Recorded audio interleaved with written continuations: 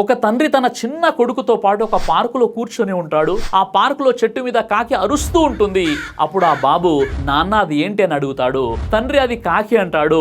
ఈ విధంగా బాబు ఒక 20 సార్లు అడుగుతాడు. వాళ్ళ నాన్న 20 సార్లు విసుక్కోకుండా దానికి చక్కటి సమాధానం ఇస్తూ ఉంటాడు. ఒక 60 సంవత్సరాలు గడిచిపోయిన తర్వాత ఒకరోజు తండ్రి ఇంట్లో సోఫా మీద కూర్చొని ఉంటాడు. తన ఇంటికి ఒక వ్యక్తి వస్తాడు. అప్పుడు బాబు ఇతను ఎవరు అని తన కొడుకుని అడుగుతాడు. నాన్న ఇతను నా స్నేహితుడు అంటాడు. మరికొద్ది సేపటి తర్వాత ఇంకో వ్యక్తి వస్తాడు. ఆ తండ్రి, బాబు ఇతను ఎవరని అడుగుతాడు. ఈసారి కొడుకు విసుక్కుంటూ, నాన్నను నోరు మోసుకొని ఉండవా, ఎవరు వస్తే నీకెందుకు, ప్రతి దానికి నీకు సమాధానం చెప్పాలని చాలా విసుక్కుంటూ కోపంగా సమాధానం ఇస్తాడు. ఇదంతా గమనిస్తున్న ఆ కొడుకు యొక్క వృద్ధ తల్లి కొడుకుతో, బాబు మీ నాన్న నిన్ను 1-2 సార్లు అడిగితేనే ఇంత కోపం వచ్చింది.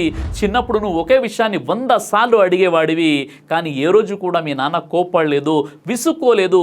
నువ్వు అడిగిన ప్రతిసారి మీ నాన్న ప్రేమగా సమాధానం ఇచ్చేవాడు అని తన తల్లి అంటుంది. ఈ మాటలు వినగానే కొడుకు సిగ్గుతో తలదించుకుంటాడు. ఇలా తల్లిదండ్రులు వృద్ధాప్యంలో ఉన్నప్పుడు విసుక్కోకండి. చిన్నప్పుడు మన తల్లిదండ్రులు ఈ విధంగా విసుక్కుంటే ఈరోజు మనం ఈ స్థాయిలో ఉండేవాళ్ళమా?